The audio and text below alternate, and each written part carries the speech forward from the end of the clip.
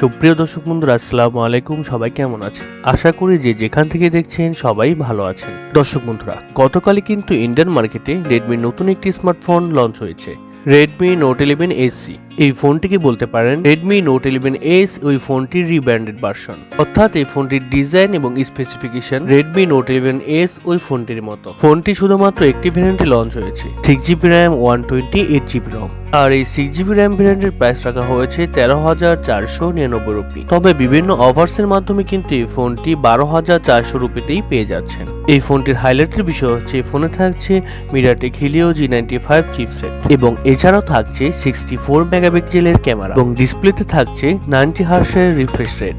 So সবকিছু মিলে ফোনটি আসলে কেমন হবে, আর ফোনটি আমরা বাংলাদেশের মার্কেটে কবে পাবো এবং এর দামই বা কেমন হতে পারে, এই সবগুলো প্রশ্নেরই উত্তর থাকবে আজকের এই ভিডিওতে। আর আমি প্রতিবারের মতো আপনাদের সাথে আছি মোহাম্মদ পলাশ, এবং আপনারা দেখছেন ডটপিন চ্যানেল। আপনি যদি আমার চ্যানেলে নতুন হয়ে থাকেন তাহলে অবশ্যই কিন্তু সাবস্ক্রাইব করে অল বাটনে প্রেস করে দিবেন। প্রথমে যদি ফোনটির ডিজাইন এবং বিল্ড কোয়ালিটি নিয়ে কথা বলি, তাহলে প্রথমেই বলেছি এই ফোনটির ডিজাইন রেডমি নোট 11 ওই ফোনটির মতনই করা হয়েছে। ক্যামেরা মডিউল থেকে শুরু করে ফোনটির পুরো ডিজাইন কিন্তু একই রকম থাকছে। ফোনটির ব্যাক সাইডে থাকছে 4টি ক্যামেরা এবং একেবারে নিচে বাম দিকে থাকছে রেডমি ব্যান্ডিং। এবং ভালো ব্যাপার হচ্ছে ফোনে থাকছে IP53 রেটিং, অর্থাৎ এই ফোনটি ডাস্ট অ্যান্ড প্লেস প্রুফ, অর্থাৎ হালকা পানির ছিটা ফোটা এবং ধুলো ময়লা কিন্তু এই ফোনটিতে ঢুকছে না। ফোনটির ওজন করা হয়েছে মাত্র 178 গ্রাম, তবে যথেষ্ট মোটা করা হয়েছে। থিকনেস থাকছে 8.3 মিলিমিটার। পোর্টস বাটন হিসেবে কিন্তু ফোনটিতে আপনারা সব ধরনের পোর্টস বাটন পেয়ে যাচ্ছেন, যেমন 3.5 millimetre headphone jack, type C slot ইত্যাদি। এবং এছাড়াও এখানে থাকছে সাইড মাউন্টেন ফিঙ্গারপ্রিন্ট সেন্সর, যা যথেষ্ট ফাস্ট এবং অ্যাকুরেট বলে জানতে পেরেছি। ফোনটি মার্কেটে 4টি কালার ভ্যারিয়েন্টে পাওয়া যাচ্ছে, ব্লু, হোয়াইট, ব্ল্যাক এবং পার্পল। রেডমি নোট 11 এই ফোনটির সামনে আসলে আপনারা পেয়ে যাচ্ছেন একটি ফুল ভিউ ডিসপ্লে, যার ঠিক উপরের অংশে মাঝ বরাবর পাঞ্চলের মাধ্যমে বসানো রয়েছে সেলফি ক্যামেরাটি। এ কারণে অবশ্য ফোনটি সামনে থেকে দেখতে কিন্তু খুবই ভালো লাগছে। আর ফোনটির আরেকটি ভালো ব্যাপার হচ্ছে এই ফোনটিতে থাকছে ডুয়েল স্টিরিও স্পিকারস, যার কারণে ফোনটির অডিও কোয়ালিটি কিন্তু খুবই ভালো হবে। আর ফোনটিতে আপনারা দুটি সিম কার্ড ব্যবহার করার পাশাপাশি মাইক্রো SD কার্ডও ব্যবহার করার সুযোগ পাচ্ছেন। আবার সর্বোচ্চ 512 GB পর্যন্ত ব্যবহার করতে পারবেন। সো ওভারঅল সবকিছু মিলিয়ে ফোনটির ডিজাইন এবং বিল্ড কোয়ালিটি আপনাদের কাছে কেমন লেগেছে কমেন্ট করে আপনাদের মূল্যবান মতামত অবশ্যই জানাবেন। পার্সোনালি আমার কাছে মনে হয়েছে ফোনটির ডিজাইন একটু ভিন্ন হলে ভালো হতো। বারবার সেম ডিজাইনের ফোন তৈরি করে Xiaomi আসলে কি প্রমাণ করতে চাচ্ছে। ফোনটির ডিসপ্লে সেকশনে কথা বলতে গেলে এই ফোনটির ডিসপ্লে হিসেবে থাকছে 6.43 ইঞ্চির একটি সুপার AMOLED ডিসপ্লে। আর এই ডিসপ্লেটি হচ্ছে ফুল HD প্লাসের একটি ডিসপ্লে, যা রেজলিউশন হিসেবে থাকছে 1080x2400 পিক্সেল এবং আরো থাকছে 409 ppi ডেনসিটি। তবে ডিসপ্লেতে ব্যবহার করা হয়েছে 90 হার্টজের রিফ্রেশ রেট, যার কারণে ডিসপ্লের টাচ রেসপন্স কিন্তু মোটামুটি ভালোই হবে। আর ডিসপ্লেতে আরো থাকছে 1100 নিট স্ট্রাইক ব্রাইটনেস। এর কারণে আউটডোরে যখন আপনি ফোনটি ব্যবহার করবেন ডিসপ্লেতে ব্রাইটনেসের ঘাটতি সেই রকম ভাবে ফিল করবেন না, ডিসপ্লেটা কিন্তু যথেষ্ট ব্রাইট হবে। আর সুপার AMOLED ডিসপ্লের মানে তো বুঝতেই পারছেন, এই ডিসপ্লেতে যে কোনো কন্টেন্ট প্লে করলে শার্পনেসের ঘাটতি আপনারা একেবারেই ফিল করবেন না। ডিসপ্লের কালার কোয়ালিটি কিন্তু যথেষ্ট ভালো হবে। ডিসপ্লে সেকশনে কিন্তু Xiaomi বরাবরই ভালো কাজ করে, এই বিষয়টি কিন্তু স্বীকার করতেই হবে। তবে তারা আবার সফটওয়্যার সেকশন নিয়ে পিছিয়ে থাকে। এই ফোনে ব্যবহার করা হয়েছে Android 11, যার ব্যাকএন্ডে থাকছে MIUI 12.5।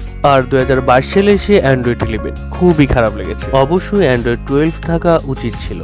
আপনাদের কাছে কি মনে হয়, Xiaomi কি এখানে Android 11 ব্যবহার করে ভালো কাজ করেছে? ফোনটির চিপসেট হিসেবে থাকছে Mediatek Helio G95। এই চিপসেটটি একটি 4G চিপসেট, আর এই চিপসেটটি মূলত 12 ন্যানোমিটার আর্কিটেকচারে তৈরি করা একটি Octa-core প্রসেসর এবং জিপিইউ হিসেবে থাকছে Mali G76 MC4। বাজেটে Mediatek Helio G95 এই চিপসেটটা কিন্তু ভালো পাওয়ারফুল, এই বিষয়টা কিন্তু বলতে হবে। আর Mali G76 এর জিপিইউটাও কিন্তু ভালো পাওয়ারফুল। এর কারণে যে কোনো হাই লেভেলের গেম মিডিয়াম স্পিডে কিন্তু খুব ইজিলি খেলতে পারবেন। গেমস খেলার সময় কোনো ধরনের ল্যাগ বা ফ্রেম ড্রপ লক্ষ্য করবেন না। তবে একেবারে যে হাই লেভেলের গেমগুলো রয়েছে সেই গেমগুলো হাই লেভেলে খেলতে গেলে কিন্তু ল্যাগ বা ফ্রেম ড্রপ অবশ্যই লক্ষ্য করবেন। ফোনটি একটি ভ্যারিয়েন্টে লঞ্চ হয়েছে, 6GB RAM 128GB ROM। তবে ভালো ব্যাপার হচ্ছে এই ফোনটির স্টোরেজ টাইপ হিসেবে থাকছে UFS 2.2 এবং র্যাম টাইপ হিসেবে থাকছে LPDDR4X। আর আমি আবারও বলছি, এই ফোনে কিন্তু আপনারা এইচডি কার্ড ব্যবহার করার সুযোগ পেয়ে যাচ্ছে সর্বোচ্চ 512 জিবি পর্যন্ত। এবার যদি ফোনের ক্যামেরা সেকশনে কথা বলি, তাহলে ফোনের ব্যাক সাইডে থাকছে 4টি ক্যামেরা, যার মেইন সেন্সর হিসেবে থাকছে 64 মেগাপিক্সেলের একটি ওয়াইড সেন্সর যা f1.9 অ্যাপারচার, এবং সেকেন্ডে থাকছে 8 মেগাপিক্সেলের একটি আল্ট্রা ওয়াইড সেন্সর যা f2.2 অ্যাপারচার, এবং এছাড়াও থাকছে আরো দুইটি ফালতু সেন্সর, অর্থাৎ 2 মেগাপিক্সেলের ম্যাক্রো এবং 2 মেগাপিক্সেলের ডেপথ সেন্সর। তবে ব্যাক ক্যামেরার ভালো ব্যাপার হচ্ছে ফোনটির ব্যাক ক্যামেরা দিয়ে আপনারা সর্বোচ্চ 4K পর্যন্ত শুট করতে পারছেন, এবং ফোনটিতে সেলফি ক্যামেরা হিসেবে থাকছে 13 মেগাপিক্সেলের একটি ওয়াইড সেন্সর। তবে সেলফি ক্যামেরা দিয়ে কিন্তু আপনারা শুধুমাত্র 1080p দিয়ে শুট করতে পারছেন, এখানে কিন্তু 4K এর অপশনটা থাকছে না। আর বাজেট বিবেচনায় ফোনটির ফটো কোয়ালিটি কিন্তু মোটামুটি ভালোই হবে, বিশেষ করে ব্যাক ক্যামেরার মেইন সেন্সরের ফটো কোয়ালিটি মোটামুটি ভালোই হবে। এবার আমাদের দেখার পালা বাংলাদেশের ওয়েদারে এই ফোনটির ফটো কোয়ালিটি এবং ভিডিও কোয়ালিটি কতটা বেটার হয়। ফোনটির ব্যাটারি এবং চার্জার নিয়ে কথা বলতে গেলে এই ফোনটিতে থাকছে 5000 mAh এর একটি ব্যাটারি, আর ফোনটিকে চার্জ করার জন্য থাকছে 33 ওয়াটের একটি ফাস্ট চার্জার। আর Xiaomi বলছে এই চার্জার দিয়ে ফোনটিকে 50% চার্জ করতে সময় লাগবে মাত্র 30 মিনিট, অর্থাৎ 1 ঘন্টা থেকে 1 ঘন্টা 10 মিনিটের মধ্যে ফোনটি কিন্তু ফুল চার্জ হয়ে যাবে। আর 5000 mAh এর ব্যাটারি থাকার কারণে ফোনটিতে আপনারা একদিনের ব্যাটারি ব্যাকআপ খুব ভালোভাবে পেয়ে যাবেন। এবারে কথা হচ্ছে দেশের বাজারে এই ফোনটি আমরা কবে পাবো।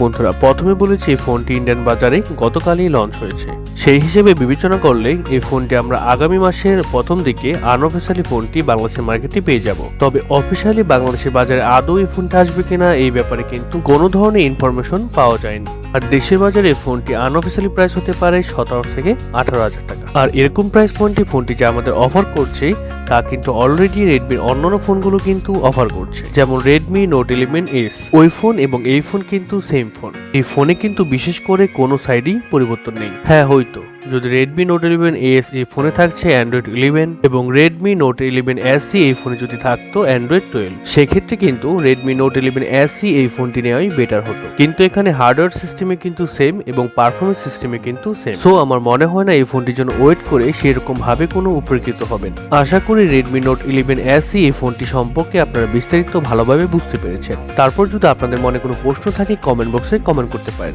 অথবা আমার ডেসক্রিপশনে আমার সোশ্যাল অ্যাকাউন্টের লিঙ্কগুলো দেওয়া রয়েছে, সেখান থেকে আমার সাথে যোগাযোগ করে মোবাইল সম্পর্কিত যে কোনো প্রশ্ন আমাকে করতে পারেন। সো ভিডিওটি যদি ভালো লেগে থাকে তাহলে কিন্তু লাইক দিতে ভুলবেন না, এবং ভিডিওটি কেমন লাগলো অবশ্যই কিন্তু কমেন্ট করে জানাবেন। এবং আপনি যদি আমাদের একটি পরিবারের নতুন সদস্য হয়ে থাকেন তাহলে সাবস্ক্রাইব করে অল বাটনে প্রেস করে দিবেন, যেন পরবর্তীতে যে কোনো ভিডিও ছাড়ার সাথে সাথে আপনারা দেখতে পারেন। তাহলে আজকের মতো এই পর্যন্তই, দেখা হচ্ছে অন্য কোনো ভিডিও নিয়ে। তাহলে আল্লাহ হাফেজ, ধন্যবাদ।